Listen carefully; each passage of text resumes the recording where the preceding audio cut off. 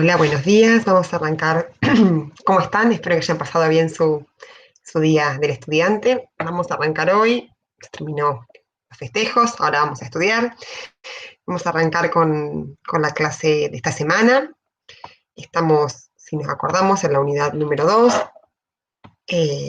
Vamos a trabajar hoy. La semana pasada trabajamos la clasificación de las ciencias y arrancamos con la presentación de la crítica que se hace al inductivismo, ¿sí? Lo que estamos trabajando en esta unidad son, y en este momento, son aportes, o sea, cómo la lógica, cómo los desarrollos de la lógica han aportado al análisis y a la fundamentación de la ciencia. La crítica al inductivismo va por ese lado. Y en esta clase vamos a dedicarnos a ver el uso de la lógica como instrumento de evaluación de la ciencia. Y vamos a trabajar un autor que es un filósofo muy importante del siglo XX, que es Karl Popper, y su propuesta, su análisis a partir de la lógica, su propuesta de un modelo, de una forma, de un método para hacer ciencia, que es el racionalismo crítico o falsacionismo, y además de una forma de delimitar, un criterio para demarcar, para delimitar, para distinguir conocimiento científico de conocimiento pseudocientífico. Ya les cargué, estamos en la semana número 8, la clase 7, porque tuvimos en el medio del parcial, que no contó como clase. Ya le cargué en la clase 7 la filmina, y acá cargué un material complementario, que es una entrevista un poco antigua, de la década del 90, que le hacen es cortita, que le hacen a Gregorio Klimovsky. Ustedes han leído a Klimovsky cuando trabajamos el concepto de teoría.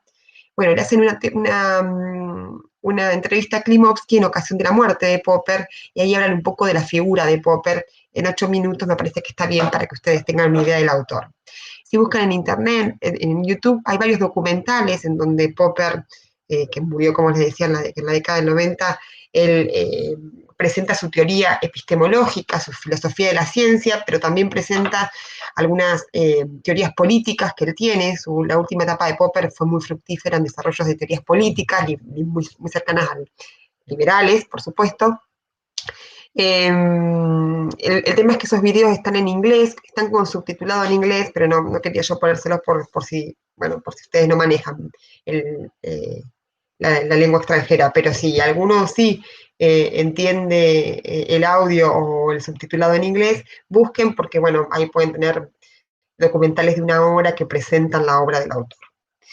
Bueno, vamos a meternos en la clase de hoy, vamos a abrir aquí, en la clase 7, que está un poco lenta mi computadora, y vamos a bajar la filmina, y vamos a arrancar con el desarrollo de este tema. Esperen un minuto que baje ahí, está detectando virus. Bien. Bueno, entonces estamos viendo, bueno, vimos conceptos de lógica, estamos en la unidad sobre la lógica y estamos entrando ya al final de esta unidad en los usos de la lógica en el campo de la ciencia, ¿sí? Cómo la lógica se utilizó para trabajar la ciencia. La bibliografía que ustedes tienen para trabajar esta clase es en la segunda parte del texto de Popper. La clase pasada vimos unos capítulos, que son los capítulos que tienen que ver con la crítica que se hace al inductivismo, del libro de Chalmers, perdón, Chalmers es un seguidor de Popper, y ahora vamos a trabajar otro capítulo del libro de Chalmers, ahí hablo bien, que es el capítulo donde él presenta a Popper. Bueno. Entonces, ese es el capítulo que se llama Introducción al falsacionismo, ¿sí? Este concepto de falsacionismo refiere a la teoría que Popper propone, la teoría de la ciencia, la teoría epistemológica que Popper propone. Popper vivió entre 1902 y 1994, es un austríaco, pero que luego se nacionaliza, se radica en Inglaterra y se hace un ciudadano inglés. Imagínense que Popper atravesó la Primera Guerra y la Segunda Guerra Mundial, atravesó todo el problema del nazismo. férreo defensor de las libertades en ese contexto, ¿sí? Es considerado como uno de los filósofos, como le decía, de la ciencia más importante del siglo XX, se lee en todas las universidades, inclusive en los posgrados, en los doctorados, cualquier doctorado de economía, uno lee algo de Popper.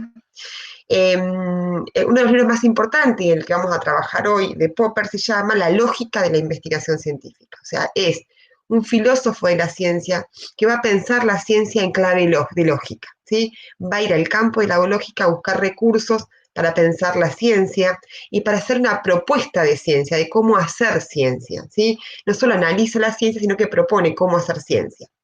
Su corriente de pensamiento, la que él inaugura, se llama falsacionismo o racionalismo crítico. Algunos le llaman también falsacionismo ingenuo, ¿sí? Popper es una persona muy influyente de su época, muchos autores posteriores peleándose con él, discutiéndolo o siguiendo sus teorías y revisándolas y fortaleciéndolas, van a producir grandes desarrollos en el campo de la filosofía de la ciencia. No sé, si pensamos en un Imre Lakatos, el mismo Chalmers, son autores que intentan continuar la obra de Popper haciéndole ajustes, ¿sí? a su propuesta. Y otros autores como, no sé, pienso ahora en un Feyerabend o el mismo Kuhn, son autores que van a ir a disputarle, a discutirle algunas de las ideas de Popper.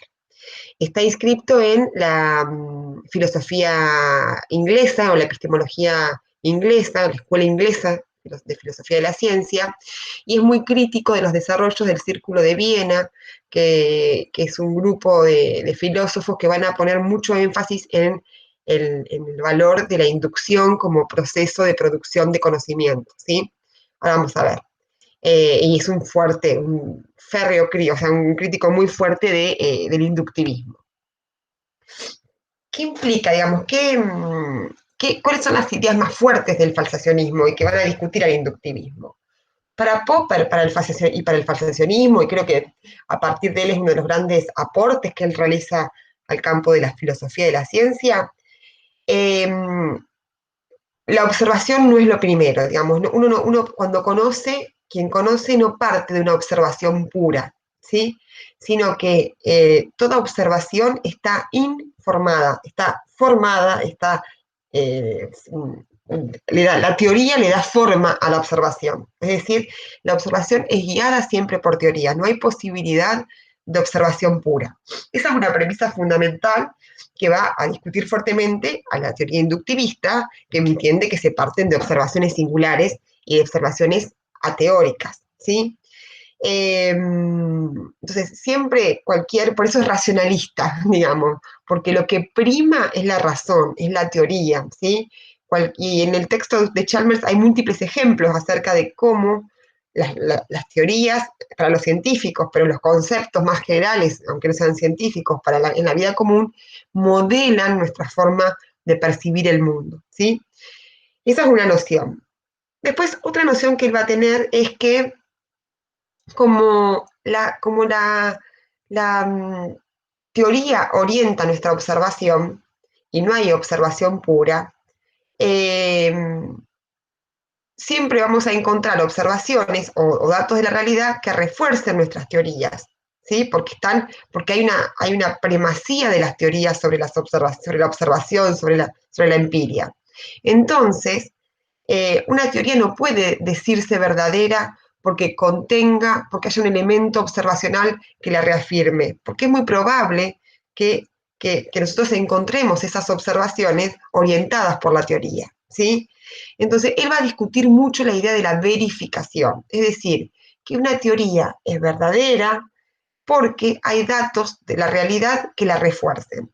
Y ahí también para discutir esta idea, se va a sentar en la lógica, y ahora vamos a ver en qué premisa lógica él se va a sentar para discutir esta idea. A ustedes seguro ya les recuerda cuando trabajamos en la idea del pensamiento, del razonamiento inductivo, ¿no? Cuando decíamos, bueno, la inducción no nos da certeza de la verdad de las conclusiones, porque, eh, porque, porque genera un salto en la conclusión, un salto, digamos, que con con información que no se tiene, ¿sí? Con observaciones que no se tiene, que tengamos N cantidad de observaciones que afirmen, que sostengan esta conclusión, no significa que hayamos agotado el universo de observaciones. Entonces siempre la conclusión es una conclusión provisoria. ¿Está? Bueno, esta idea va a estar en Popper marcada a fuego. Para él, la verdad de la ciencia siempre es una verdad provisoria, porque nunca estamos seguros de que no puedan aparecer el cisne negro, ¿no? Como decíamos en las clases pasadas. Para él, ahora vamos a ver, él va a hacer dos grandes aportes.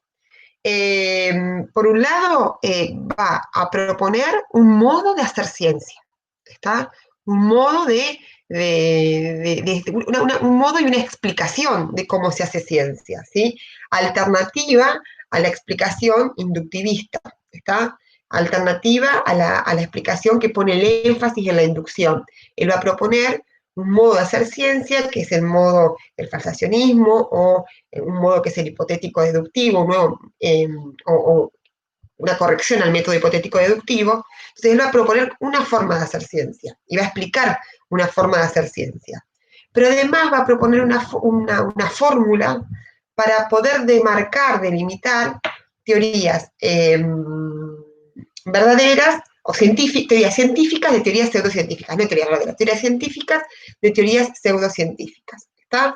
Para él, el valor de cientificidad, para él, una teoría es científica si puede ser falsada. Y ahora vamos a ver qué significa esta idea de la falsación. Y para establecer todo este andamiaje de un método o explicar un método, para describir un método para hacer ciencia y un resguardo, un criterio de delimitación ciencia y no ciencia, él va a buscar los fundamentos de esto en el campo de la lógica, con esta idea de esta regla lógica que es el modus tollens. Ahora vamos a ver de qué se trata. Bueno, para él, ¿cómo es que se produce ciencia? ¿Sí? Él dice que la ciencia no inicia con observación, no es que se inicia con una observación, sino que se inicia con problemas. Primer gran diferencia con el proceso inductivo. ¿Está? ¿Qué significa que la ciencia comienza con un problema? Es que comienza con una disrupción, con una tensión, con una problematización de los marcos explicativos que tenemos o sea, con la irrupción de algo en la realidad que problematiza, que tensiona, que hace ruido, digámoslo más, menos técnicamente, en los marcos de referencia que nosotros tenemos. El problema es ese, un problema es eso, es los modos de explicación que tenemos de la realidad ante determinado evento o situación no son suficientes, entran en tensión. Y ahí, digamos, no requiere, digamos, ese es un problema. A partir de ese problema, lo que hace el científico es generar hipótesis. ¿Qué es una hipótesis? Es generar respuestas tentativas. Una hipótesis no es una teoría ni es una verdad. Es una respuesta tentativa, es una conjetura, ¿sí? Es una posibilidad, ¿sí?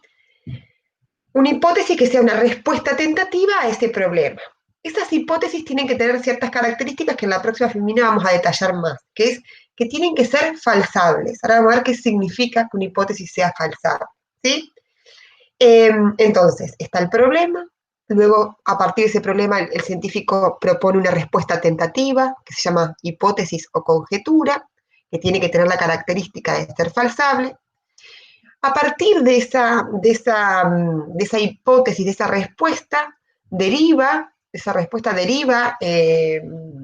deduce, bueno, si la respuesta es esta, ¿qué situaciones tendrían que darse para corroborar o para comprobar esa respuesta? Entonces pone esa respuesta tentativa, la somete a crítica, la somete a experimentación, a pruebas, muchas veces, insistentemente. Si la hipótesis es rechazada por las pruebas, si yo hago un experimento y esa hipótesis es rechazada, lean el texto de Chalmers porque hay un ejemplo muy interesante con respecto a la visión de los murciélagos. Es un buen texto para poder conversar a la tarde, cómo aparece ahí ejemplificado esto que estamos diciendo. Entonces, si la hipótesis yo la pongo a prueba y la hipótesis no resiste la prueba, Popper lo que va a decir es que esa hipótesis tiene que rechazarse, eliminarse, ¿sí? Y que lejos de eso significar un retroceso, supone un avance ya. Eliminar respuestas tentativas porque la experimentación, porque la prueba las ha refutado, es un avance para el campo de la ciencia, porque ya sabemos que eso no es. Entonces hay que seguir probando otras respuestas, ¿sí? Entonces, esta puesta a prueba de las hipótesis, de las conjeturas, esta posibilidad de someterlas a crítica, genera que muchas de las hipótesis sean eliminadas y que otras resistan. La experimento, pongo a prueba una vez, otra vez, otra vez, y esas hipótesis van resistiendo la prueba, es decir, obtengo datos de la realidad que refuerzan mi hipótesis. Cuando una hipótesis ha superado con éxito gran cantidad de pruebas rigurosas, lo que acontece es que lo que va a decir Popper es que no podemos decir que esa respuesta tentativa es verdadera. Popper genera en eso, él en muchos aspectos muy conservador, pero en esto es bastante revolucionario, porque Popper va a cuestionar la posibilidad de alcanzar una verdad final, única, total, ¿sí? Él lo que va a decir es que si nuestra hipótesis resistió múltiples pruebas y experimentos, no podemos decir que estamos ante una teoría verdadera, sino que estamos ante una buena hipótesis, ante una buena teoría, ante una buena explicación, pero que no tenemos nunca la certeza lógica de estar ante la teoría, digamos, ante la verdad. A partir de Popper, la verdad científica pasa a ser provisoria. Y esto es muy interesante, ¿sí? ¿Qué significa que es provisoria? Que es la mejor verdad, la mejor respuesta que tenemos hasta ahora, pero no es la única, ni tampoco va a ser la universal, ni tampoco podemos descansar, estar tranquilos con esa verdad. Siempre hay un margen de incerteza, de incertidumbre, ¿sí? Y esta idea Popper la deriva de una reflexión lógica que él hace, ¿sí? Él va a usar la lógica como criterio, no solo para fundamentar su teoría, esta teoría acerca de su teoría epistemológica, para fundamentar su explicación acerca de cómo funciona la ciencia, sino también para demarcar ciencia de no ciencia. El modus tollens es una regla lógica, ¿sí? Es decir, una regla que tiene una verdad formal, digamos, y esa regla lógica establece que si partimos de la premisa que si pasa P, ¿sí? Si ocurre P, entonces ocurrirá Q, ¿está? Y en los casos en que no ocurre Q, entonces no ocurre P. Esa es una regla lógica digamos, que se establece como regla con una verdad necesaria, digamos, porque estamos ante la lógica, en donde las verdades de la lógica son verdades necesarias, ¿sí? Es un razonamiento de tipo deductivo, ¿está? El modus tollens, y que opera como regla lógica. Cada vez que estemos ante un razonamiento que tenga esta estructura lógica, ¿está? Si P, entonces Q, no P, entonces no Q, no Q, entonces no P, o sea, si P, entonces Q, no Q, entonces no P. Cada vez que estemos ante un razonamiento que tenga esta estructura lógica, cambiemos P y Q por lo que sea, sabemos, digamos, que ese razonamiento es verdadero, porque es un razonamiento deductivo, ¿está bien? En los razonamientos deductivos tenemos certeza de la conclusión, ¿sí? Entonces, cómo lo aplica Popper al campo de la ciencia? Dice, si la hipótesis, si P, es verdadera, entonces, para si P es verdadera, si mi explicación es verdadera, mi conjetura es verdadera, entonces debe pasar Q, determinada observación. ¿Está? Si mi hipótesis, pongamos que yo pongo la hipótesis, mañana, que es día 23, va a llover. ¿Está? Sí, esa es mi hipótesis. Si esa hipótesis es verdadera, entonces mañana va a tener que producirse determinada observación. Mañana va a tener que llover. Pero mañana 23 no llovió. Entonces mi hipótesis de que mañana iba a llover es falsa. ¿Está? Y de eso hay certeza absoluta. Lo que va a decir Popper es, acá un ejemplo más científico, si el antibiótico es bueno, entonces el enfermo se cura. O si el antibiótico es efectivo, entonces el enfermo se cura.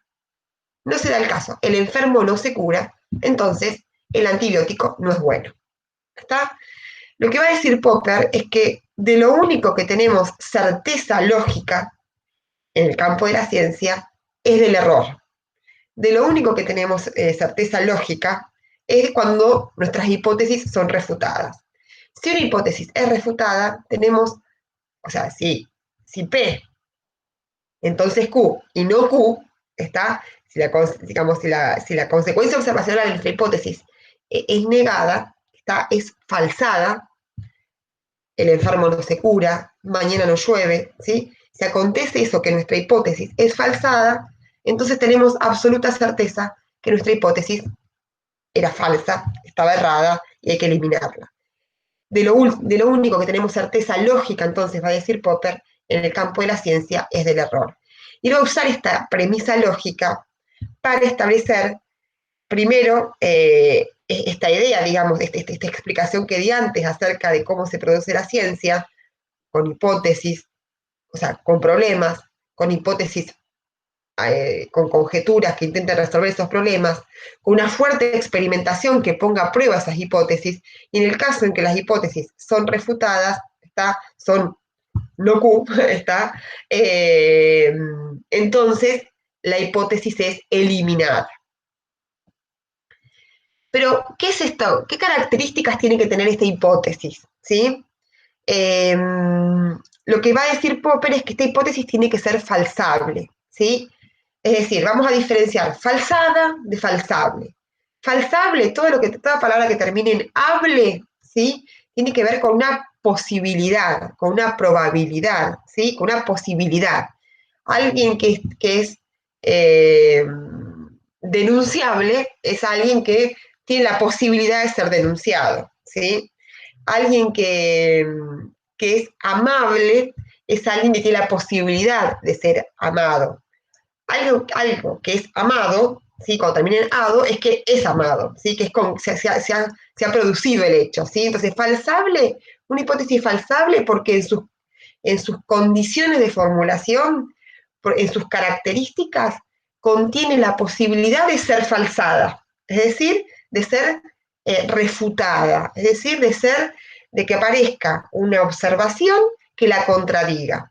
Tiene la posibilidad, pero no ha sido falsada. La hipótesis es falsada una vez que aparece el enunciado observacional que la contradice. ¿Está? Entonces, una hipótesis es falsable, una conjetura, una respuesta tentativa al problema que tengo en la ciencia es falsable cuando no es ambiguo, cuando no es contradictorio, cuando otorga mucha información, ¿está? Cuando es audaz, cuando tiene fuerte prueba de contenido empírico. Es decir, cuando es una hipótesis es más falsable que otra, cuanto más amplia, cuanto más afirmen acerca del mundo, cuando ahí es más falsable que otras hipótesis que digan menos sobre el mundo, ¿sí? Que digan, eh, que contengan menos falsadores posibles. Si yo digo, un planeta gira en forma elíptica alrededor del Sol, esa es mi hipótesis, que puede explicar algo, ¿sí? Esa hipótesis es menos falsable que si yo digo todos los planetas giran alrededor del Sol. Porque al decir todos los planetas, estoy ampliando la cantidad de casos que podrían incluirse dentro de mi explicación. Cuanto más amplias son las hipótesis, cuanto más afirmaciones digan sobre el mundo, cuanto más posibilidades de refutación empírica contengan, para Popper mejores son. Son mejores, cuanto más audaces sean las hipótesis, mejores son. ¿Por qué? porque si son refutadas, las elimino, pero si resisten las pruebas, tienen gran capacidad explicativa. Entonces, esta respuesta, o sea, esta estructura de explicación del falsacionismo apoyado en la lógica, acerca de cómo se hace ciencia, qué características tienen que tener las respuestas para hacer... vuelvo atrás, algo que quiero decir. A ver, sí, perdón. Para Popper, muchas de las teorías sociológicas, muchas de las teorías psicológicas y muchas de las teorías económicas no cumplen con este criterio de formular hipótesis falsables, porque en su explicación de los fenómenos, ¿sí? En sus explicaciones conjeturales o hipotéticas de los fenómenos a los que refieren, dan como opción, dan más de una opción y más de una opción alternativa. Popper es absolutamente temerario y cruel con el psicoanálisis, con el marxismo, ¿sí? Con muchas de las teorías sociológicas, económicas, como les decía recién, y psicológicas de su época, ¿sí? Dicen que esas teorías dan explicaciones, generan hipótesis que dan lugar a la paradoja, que dan lugar a enunciados observacionales contradictorios, eh, y que eso las hace pseudocientíficas. ¿Está? Popper va a usar este criterio de analizar las hipótesis que la ciencia genera como criterio para demarcar ciencia de no ciencia. Entonces, él no va a mirar para decir esto es un enunciado científico o esto es una ciencia, no va a mirar los procesos, cómo se produce esa ciencia, cómo se generan las hipótesis, qué métodos utilizan, no se va a focalizar en eso. Va a mirar el corpus de enunciados de la teoría y va a ver si ese corpus de enunciados cumple con este criterio de ser falsable. Cuando un enunciado de una ciencia no cumple con este criterio de ser falsable, es decir, de no ser contradictoria, de no ser ambigua, cuando no cumple con esos criterios, para Popper estamos ante una pseudociencia, ¿sí? Eh, por supuesto, aplicar la teoría de Popper a todo el campo de las ciencias sociales y humanas, incluida la economía, hace que muchas teorías económicas, muchas teorías sociales y humanas, incluidas las teorías económicas, queden por fuera. ¿Está? Porque una característica de la explicación de gran parte de la teoría social y la teoría económica y la teoría humanística es que da lugar a explicaciones paradojales, ¿sí? Como, digamos, no todo da lugar a la paradoja, ¿sí? A la inclusión de la contradicción. Y esto, en el marco popperiano, queda por fuera.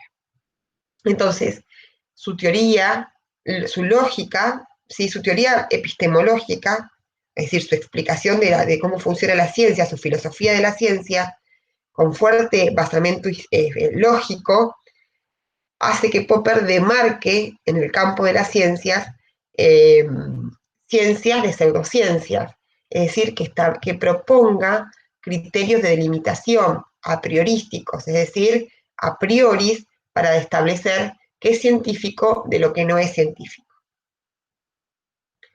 Entonces, ¿pero qué es la ciencia finalmente para Popper? Para Popper la ciencia es un conjunto de hipótesis. La ciencia es conjetural, ¿está? Un conjunto de hipótesis que se proponen como a manera de ensayo, de manera tentativa, para responder a un problema de la realidad. No todas las hipótesis que los científicos proponen resisten la prueba, por eso para Popper la ciencia avanza por ensayo y error, gracias a las conjeturas y a las refutaciones, ¿sí? Gracias a esas teorías especulativas, provisionales, que la inteligencia humana crea con libertad para explicar los problemas a los que se afronta, ¿sí? Así como, digamos, la teoría de Popper tiene como para mí, a mi modo de ver, aspecto negativo, que desestima eh, grandes teorías explicativas del siglo XX, porque sus proposiciones o porque sus conjeturas, porque sus explicaciones no son falsables, ¿sí? O sea, en ese punto la teoría popperiana es excluyente de grandes corpus teóricos.